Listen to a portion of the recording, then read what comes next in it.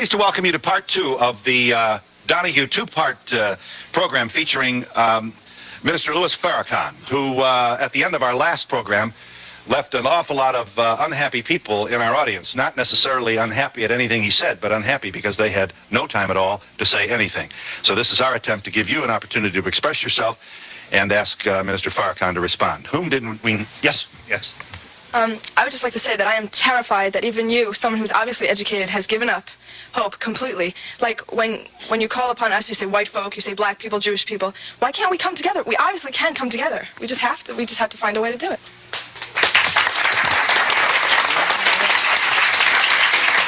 The desire is good, but the reality is the total opposite of your desire. And unfortunately, as a young lady, you are not in the position of power to make the decisions to make America work.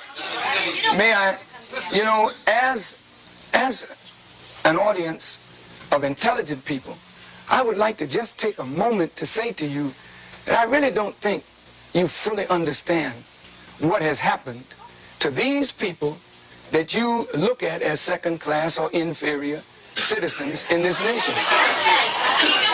Black people who were brought to this country were stripped of their names, language, culture, religion, God, and taken totally away from the history of themselves. Here are 30 million people who don't wear their own names. They wear your names. Who don't speak their own language. They speak English, which is not their language. They never were allowed their own cultural expression of Africa. Don't you realize that when you turn a people upside down and inside out, then sell them not for a day, not for a year, but for 300 years, and deny us the human right to know, to read a book, to learn, to understand, and then after 300 years of that, you allow us into the church, but by that time, you've painted Jesus white, God white, the angels white, and then all these black people have been subjected to a form of white supremacy, which produces in the reverse a black inferiority. And this is fulfilling what Jesus said, as a man thinketh, so is he. And as long as our people think the way they think, we will never be able to do what we as a people should do to correct our condition. Over here, please. Several people in the audience have said the things that he's saying, but you really... What I'd like to say, there was somebody over there in the audience who said that they were afraid, they were scared when they were talking about what he was saying, you see. And what I'm saying is, the other day, you asked Mandela that same question about fearing, white people fearing, what will the black folks do and stuff. We should be running down the street screaming, ramping, and raving, because when you look at the statistics, who is the one dying? From the policemen, from the KKK, from the skinheads, from the black people. We should be scared. It should be the people. Yeah. Right. Yeah. It should be us who should be scared, or y'all sitting here. Excuse me, I was brought up in, quote, Bedford-Stuyvesant in my time. But I would like to say what scares us is I think we hear violence. May I respond? May I respond, please? I'm sorry. All right. Minister Farrakhan, would you explain why it is relevant at this stage in 1990, with all that we've gone through, why it is still relevant to try and to educate or to get white people to understand the plight of black people? Shouldn't the energy be directed to us? Right on.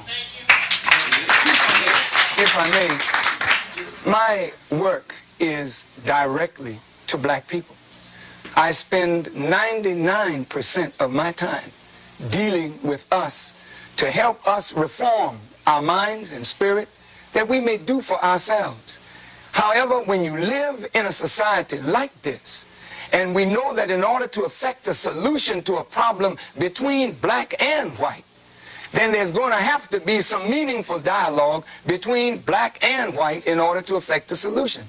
The young lady said she's afraid of violence. And isn't it sad that we who have been the victims of so much violence, now whites fear violence from us. We do not have a history of killing white people. White people have a history of killing us. See? And what you fear, may I say this, sir?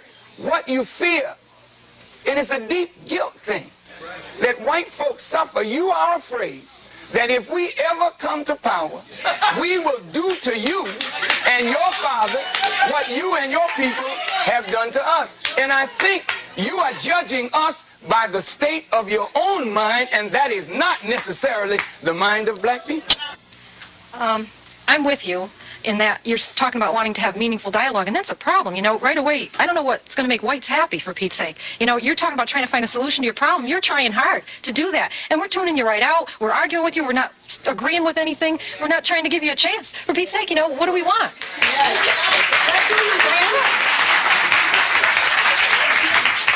Assalamu alaikum. Mr. Farrakhan, there's a situation now where 1 in 4 black males are in prison or in jail or in some type of probation situation, okay? When I look around, even myself being a black reporter, okay, and they talk about racism, if a black and white person go to the job, a black person is going to get the job. I never find that out. And we're in New York City with a black mayor, and I still haven't seen it. And when I see Minister Farrakhan, not only does brothers enlighten me, but he gives me hope to not give up, not go get a pistol and stick somebody up, okay? So when I see you, not only are you the light and the hope, but I think, white America, you need to listen. And please don't harm this brother, because we love him. Yeah. Getting back to what she said, what exactly do we have a problem with?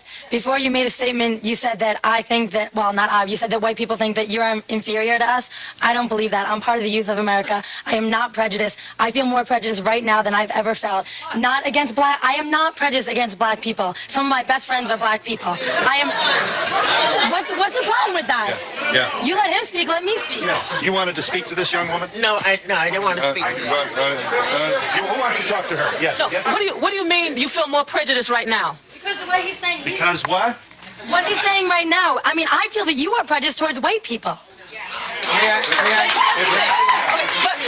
Excuse me. I think it's like he said, it might be a fear or misunderstanding that you have. Because what fear has he put, or what has he actually said here today that makes you feel prejudiced? I think that he said that we think that they're inferior. I think it's partly part of your own complex that you have to get over, because I don't feel you're inferior. I have nothing against black people.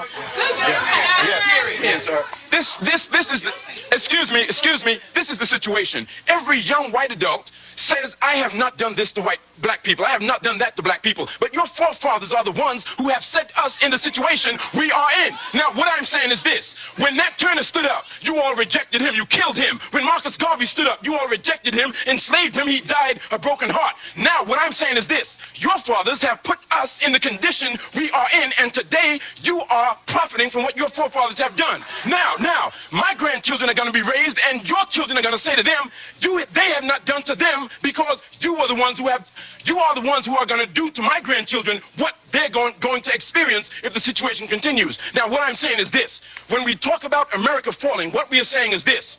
If you all want to control America, then we must have a land base that we control. You all cannot continue printing the dollar bill and then expect us to abide by your rules when you do not want to give us jobs. Therefore, I'm saying that we have now got to come into negotiations, and Minister Farrakhan is the man to listen to.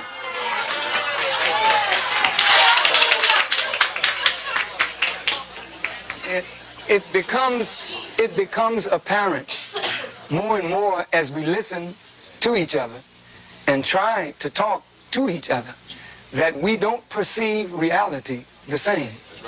And as we're talking about either reconciling differences or separating, it becomes clear that if two people are looking at the same thing and perceiving it so differently, then the two people are operating under a different stimulus. And so when the young lady says, I am prejudiced, to be prejudiced means to judge before the fact. After 400 years of living and experiencing, we're not prejudiced. We are looking at the reality of what we have suffered and continue to suffer. Are you there? Yeah. Are you there, caller? Yes. Thank you for waiting. I'm sorry it took us a while to get you, but go ahead. I know you'll be brief. I'm a white American born into poverty, and I overcame it. You know, the opportunities are here in America, and why can't we just start now? we hear all this violence. Why can't we just talk in a positive way and go forward instead of remembering all these things that are in the past that are negative? They were not good for white,